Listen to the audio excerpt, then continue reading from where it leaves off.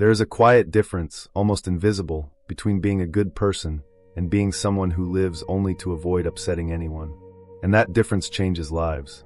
It changes the way you work, the way you love, the way you respond to pressure, the way you walk into a room, and the way you leave a conversation. A lot of people spend their entire lives confusing virtue with submission, confusing kindness with weakness, confusing peace with fear of conflict. And at first, it even looks beautiful. It looks noble. It looks mature. After all, who does not want to be seen as someone polite, generous, understanding, and easy to deal with? But there is a hidden price in that mask of constant niceness. And that price does not show up all at once. It appears little by little, in small concessions, in swallowed words, in boundaries you never set, in discomfort you pretend not to feel, until one day, you realize that in order to stay loved, accepted, and praised, you have been leaving whole pieces of yourself behind. Stoicism never taught people to be cold, cruel, or detached. That is a shallow caricature of the philosophy. What the Stoics taught was something far more demanding and far more freeing. Live according to virtue, not according to approval. Marcus Aurelius did not write to become a symbol of passivity. Seneca did not defend a life ruled by the fear of disappointing people. Epictetus, maybe the most direct of them all, kept repeating one truth in different ways. Whoever does not govern his own will end up being governed by other people. And this is where the problem begins. Because many people are not truly good. Many people simply learn to be useful, pleasant, agreeable, and available all the time. Not out of moral strength, but out of emotional need. Not out of character, but out of fear. Fear of rejection. Fear of confrontation. Fear of being misunderstood. Fear of losing their place in other people's lives. When the title says, "Stop being so nice," it is not telling you to abandon kindness. It is telling you to abandon that childish version of kindness, that distorted way of living where you sacrifice truth, dignity, and firmness just to seem gentle. Because kindness without wisdom is not virtue. It is unprotected vulnerability. It is an open door to manipulation. It is the perfect soil for resentment. And the most tragic part is that overly nice people almost never see it early. They believe they are doing the right thing. They believe they are being evolved. They believe they are avoiding problems. But inside, they keep piling up exhaustion, bitterness, and confusion. They give too much and receive too little. They yield too much and are respected too little. They forgive everything and, in the end, start feeling invisible. The Stoics understood something the modern world has forgotten. Being fair does not mean saying yes to everything.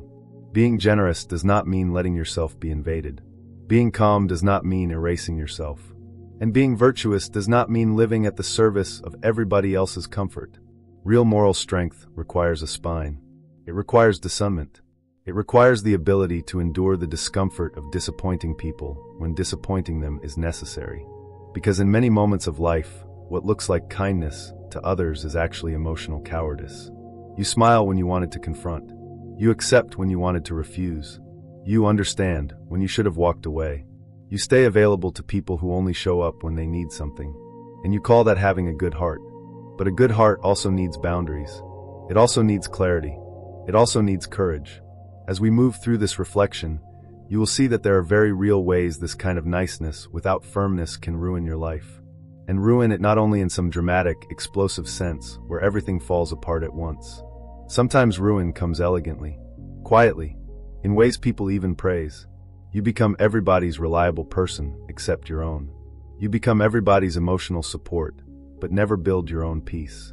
You become someone people like, but not necessarily someone they respect. And in many environments, respect only appears when people sense there is a center inside you that cannot be bought with guilt, neediness, or pressure. The world tests boundaries. People test boundaries.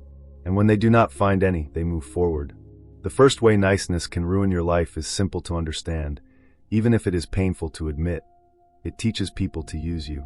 Not because everyone is cruel, not because everyone is secretly planning to take advantage of you, but because human behavior responds to patterns. When you always give in, always fix, always help, always say yes, you create a habit around yourself. And habit is powerful. Before long, what began as a favor becomes an expectation. What was once help becomes an obligation. What was generosity becomes your role. And then something revealing happens. The day you finally say no, people do not remember all your willingness. They focus on your refusal. They do not think about everything you did before. They think about the moment you stopped serving the script they had written for you. Epictetus would say this is one of the great dangers of handing your life over to what is not in your control. If your identity is tied to the image of being the person who is always available, then you are no longer living by reason. You are living by other people's reactions. You are managing perceptions all the time. And that is exhausting, because the more you protect the image of being the nice one, the more trapped by it you become. You start saying yes before you even think. You start answering messages out of guilt. You start accepting tasks that do not fit your energy, your time, or your purpose.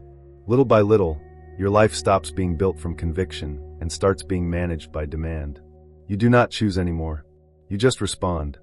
And notice what that does to your soul. You get used to abandoning yourself in small doses. It does not seem serious because the acts are small. A meeting where you do not disagree. A favor you accept even though you are exhausted.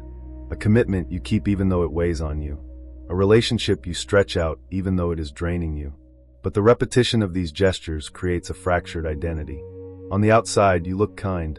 On the inside, a quiet resentment begins to grow. And that is the paradox of misguided niceness.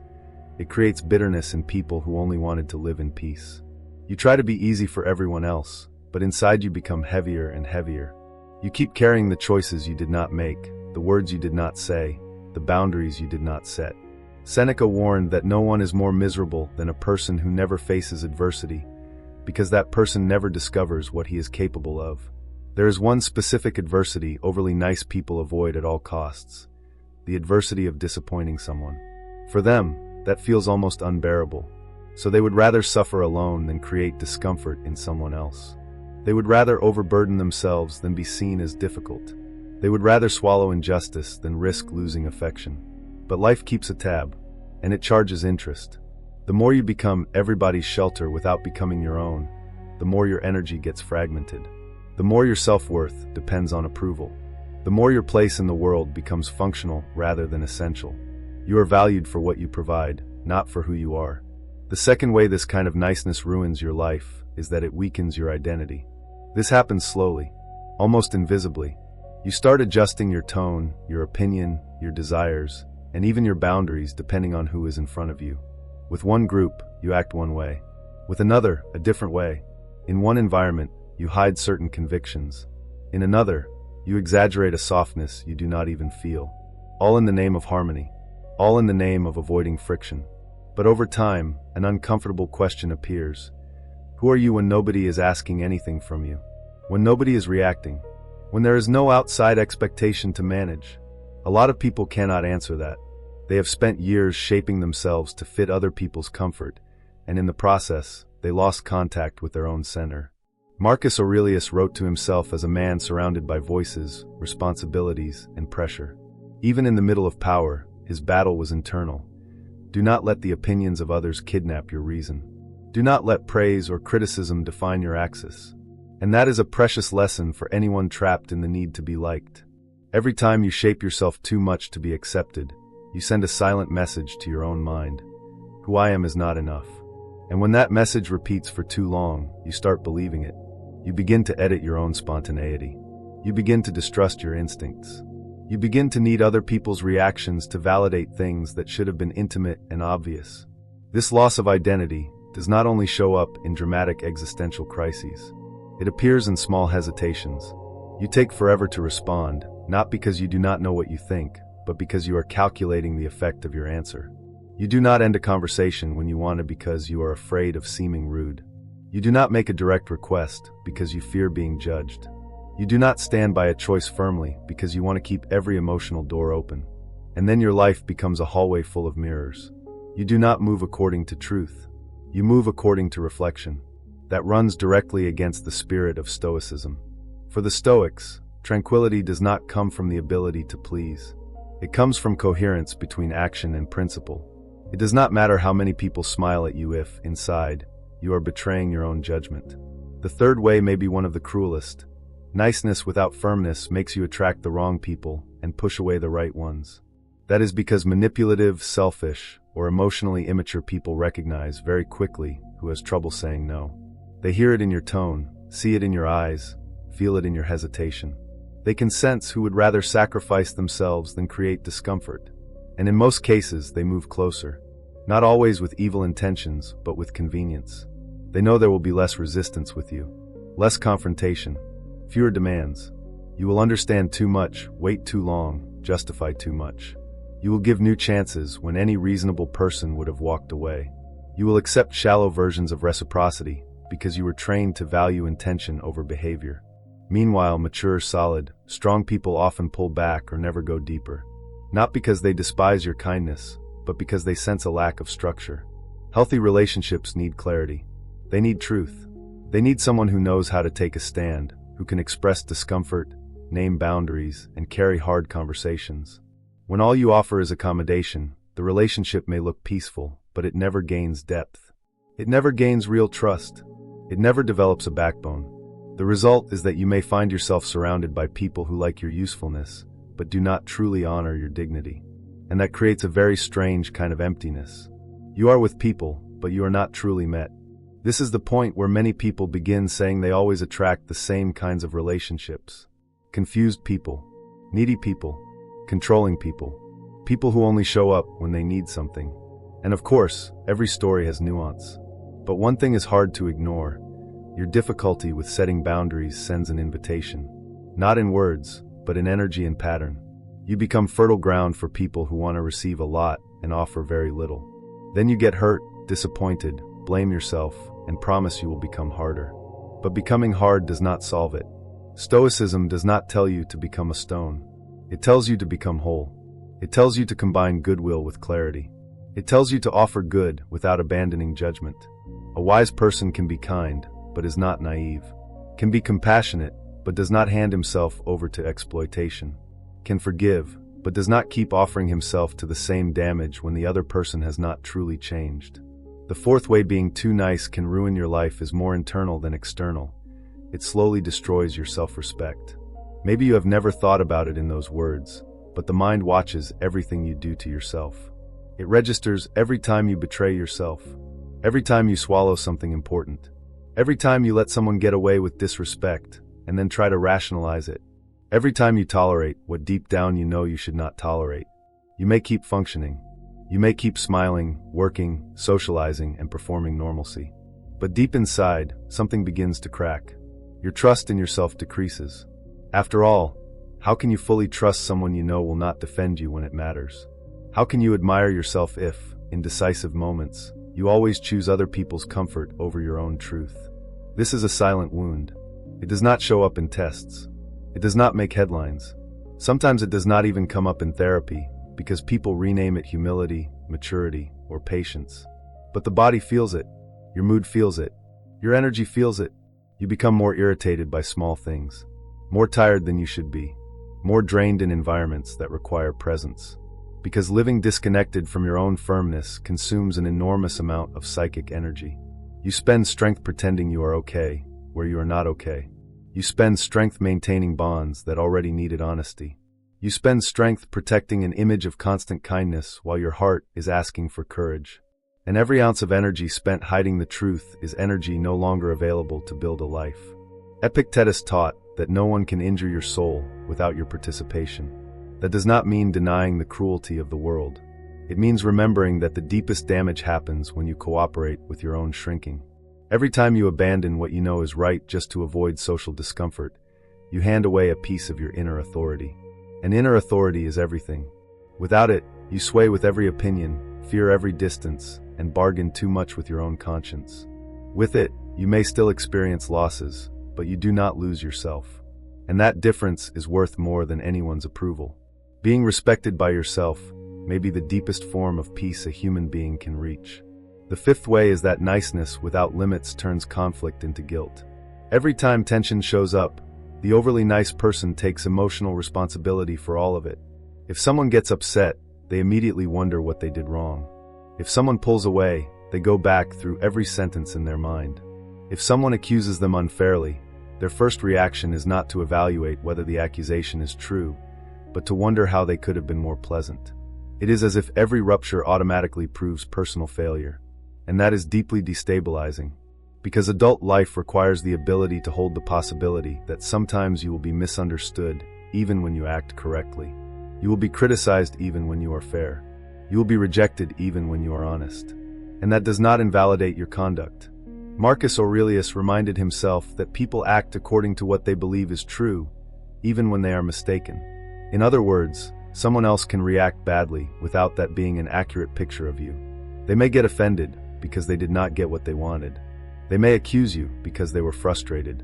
They may try to reverse the blame because they could not handle hearing a boundary. And if you do not understand that, you become easy prey for every kind of emotional blackmail. All someone has to do is act hurt, disappointed, or upset, and you give in. Not because you agree, not because you were convinced, but because you cannot bear being the cause of discomfort. That is how good people end up living lives directed by whoever can perform suffering most effectively in front of them. Think about how absurd that is. You can be right and still feel wrong just because someone reacted badly. You can set a healthy boundary and spend the whole day explaining yourself in your own head. You can make a necessary decision and still be invaded by automatic guilt, even when reason tells you that you did the right thing. That guilt is not a sign of refined moral sensitivity. Many times it is conditioning.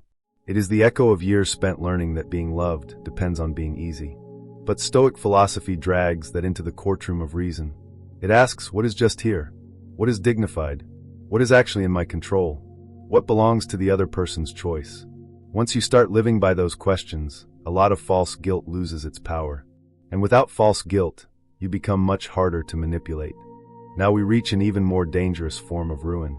The sixth way this false kindness destroys life is that it suffocates your potential. Nice people are often underestimated. At work, in family life, in friendships, in relationships. Not because they lack ability, but because their energy communicates concession before it communicates value. You deliver more than you promise, accept more than you should, question less than you know, and speak up less than you could. Because of that, people who are less capable but more assertive often take positions that could have been yours.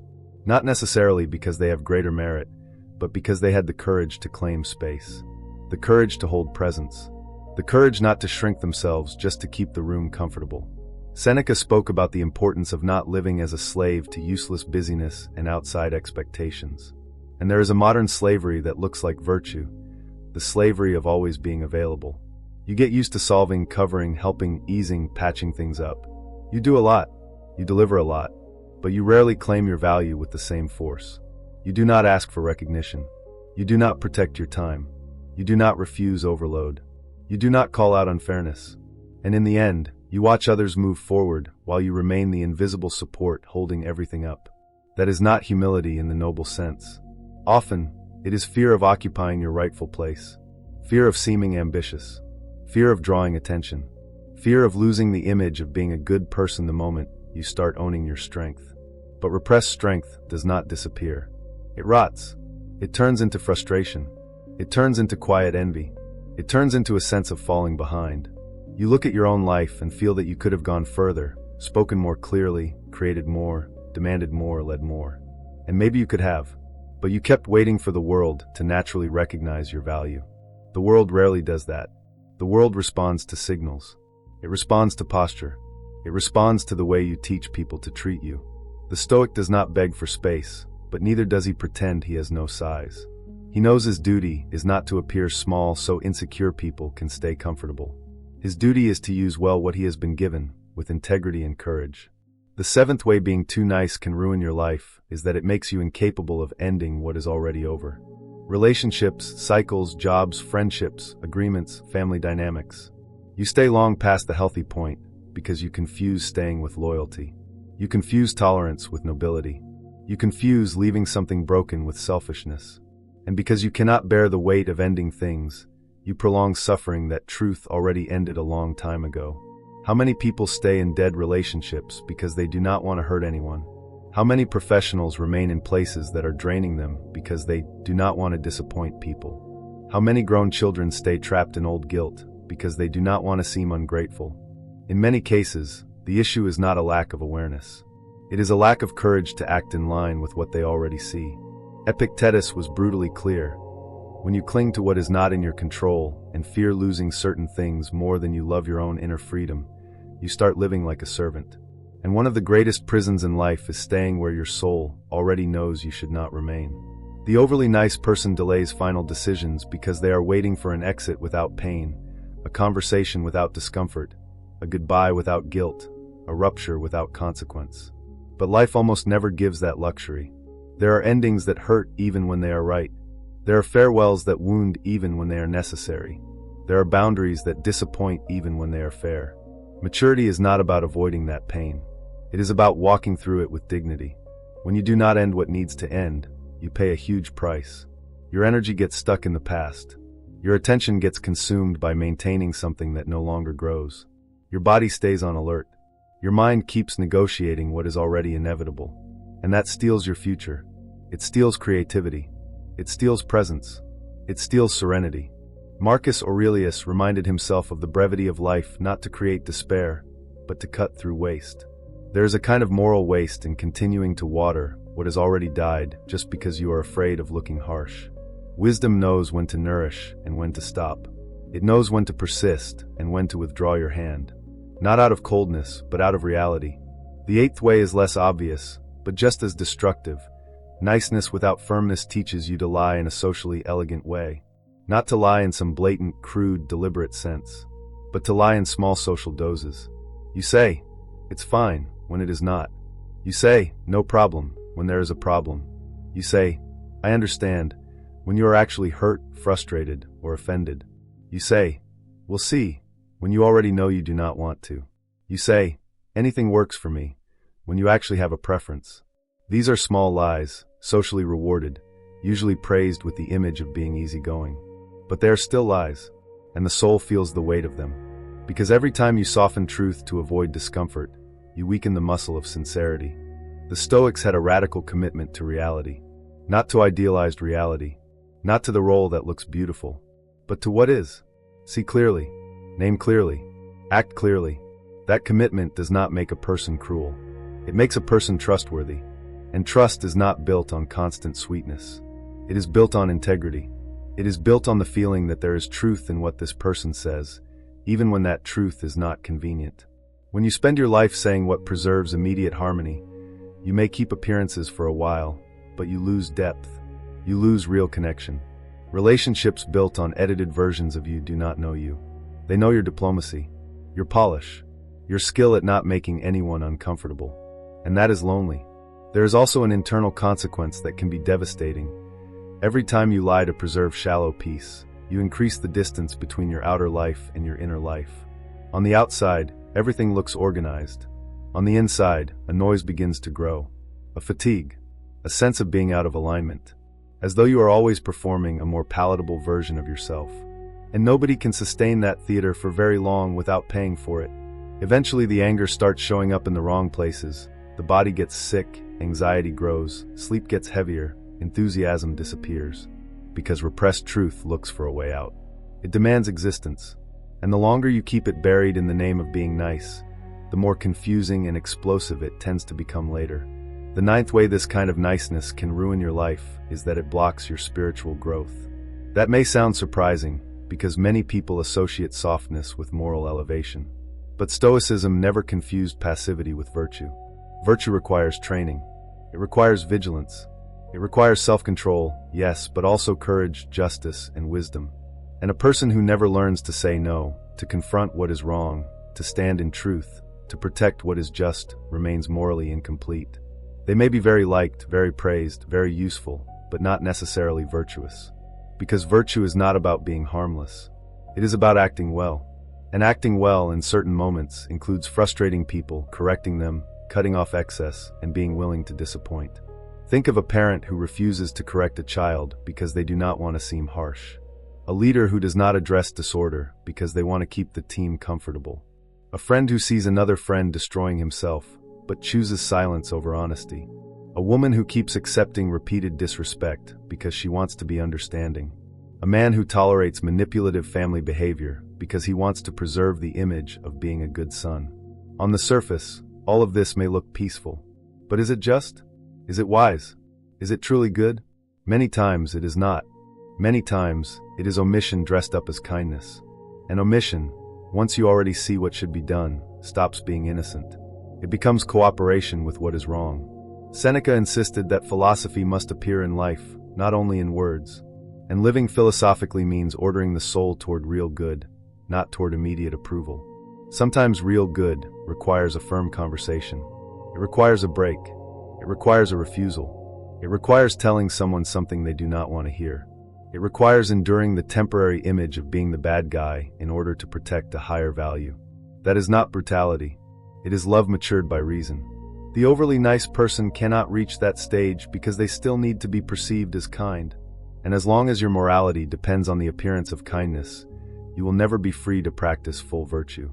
The 10th way, maybe the deepest of all, is that being too nice makes you trade a real life for an approved life.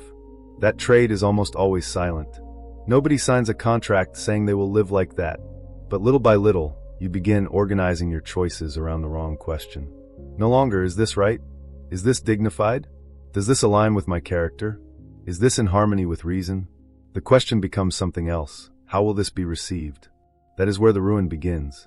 Because a life guided by reception is a life without a center. A life where the wheel changes hands with every look, every criticism, every chance of disapproval. You are not living anymore. You are managing yourself. Marcus Aurelius wrote to himself again and again about the need to return to his inner citadel. That image is powerful. There is a place inside you that should not be invaded by outside opinion, emotional manipulation, or the fear of being badly seen. A place of sound judgment. A place where you consult conscience, reason, and the nature of things. When that place is abandoned, every outside voice becomes a command. Every expression of disappointment becomes a threat. Every request becomes an obligation. And then your entire life begins orbiting around other people's moods.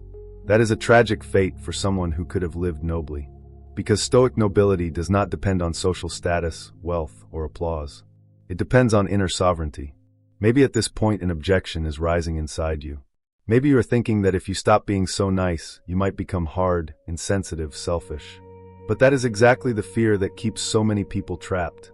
Between submission and brutality, there is a third path. And that is the Stoic path. The path of calm firmness. Kindness with a spine. Compassion that does not negotiate its principles. Gentleness that knows how to close doors. Patience that does not feed abuse. Understanding that does not kneel before disrespect.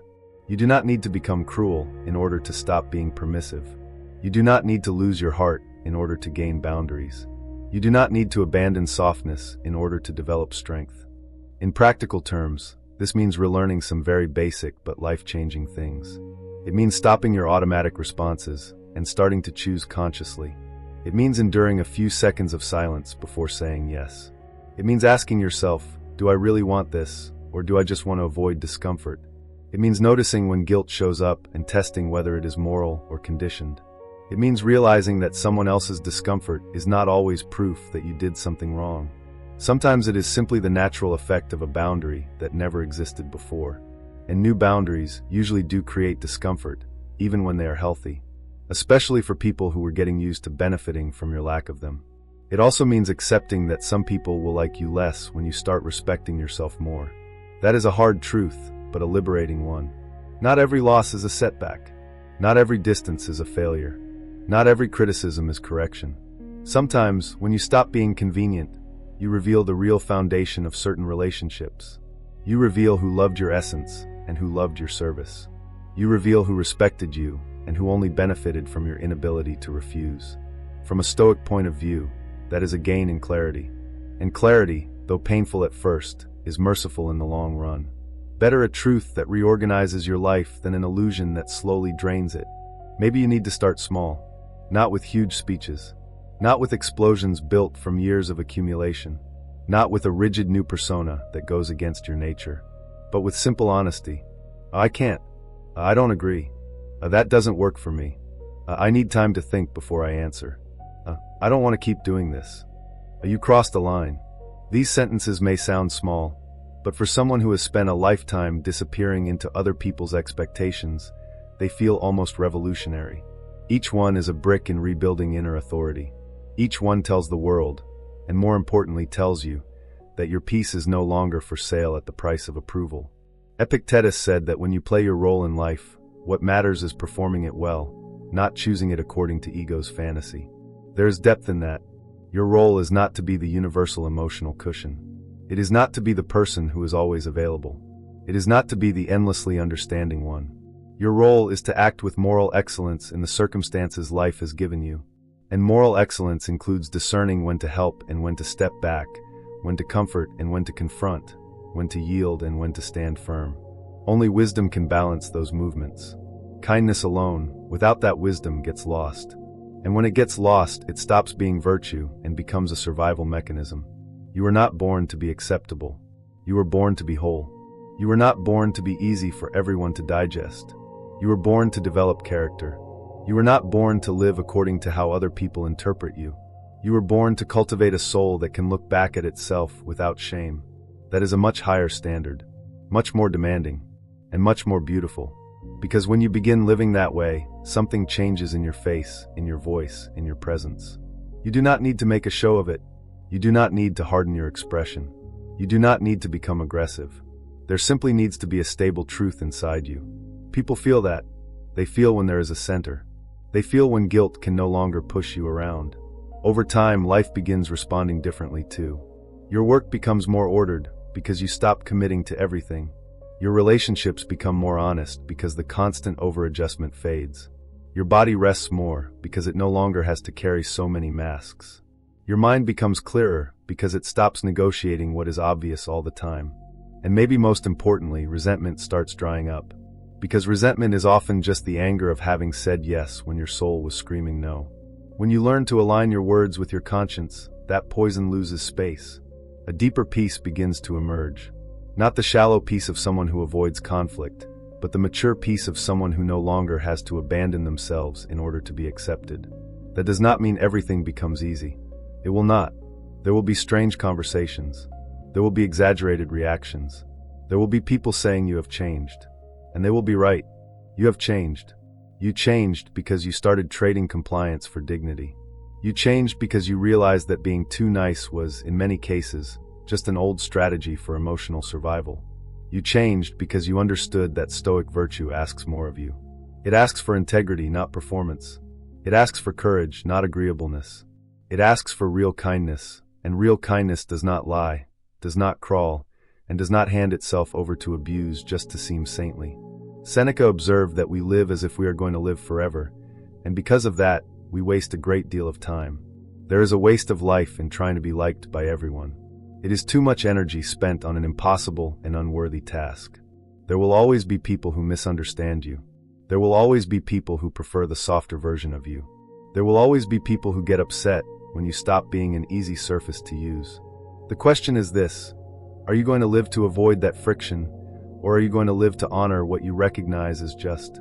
That question divides entire lives. On one side, a life managed by approval.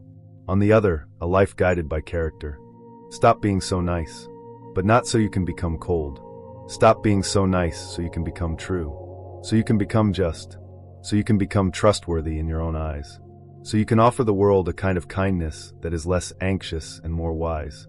A kindness that helps without becoming enslaved, that loves without disappearing, that forgives without repeatedly exposing itself to the same contempt, that serves without turning into a servant, that understands without calling disrespect human imperfection, that keeps the heart open but keeps the conscience awake.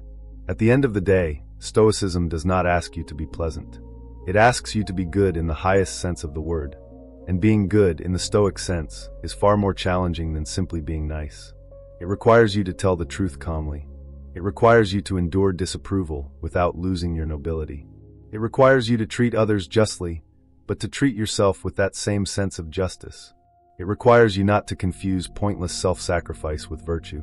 It requires you to recognize, once and for all, that whoever never protects their own dignity is not offering kindness to the world. They are offering their own absence. So the next time you feel that automatic impulse to give in, smile, agree, excuse, endure, and stay silent just to keep everything looking smooth on the surface, pause. Breathe. Return to your inner citadel. And ask yourself honestly, is this kindness or is this fear?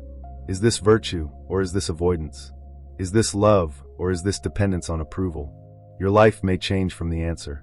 Because when the soul stops living on its knees before other people's opinions, it finally begins to walk upright. And an upright soul makes a lot of people uncomfortable. That is true. But for the first time, it can walk in peace. And before you go, subscribe to the channel if you want more videos like this, more Stoic wisdom, more clarity, and more strength for everyday life. And leave a comment below telling me where you're watching from. I always love seeing how far these ideas travel, and it means a lot to know which part of the world you're listening from.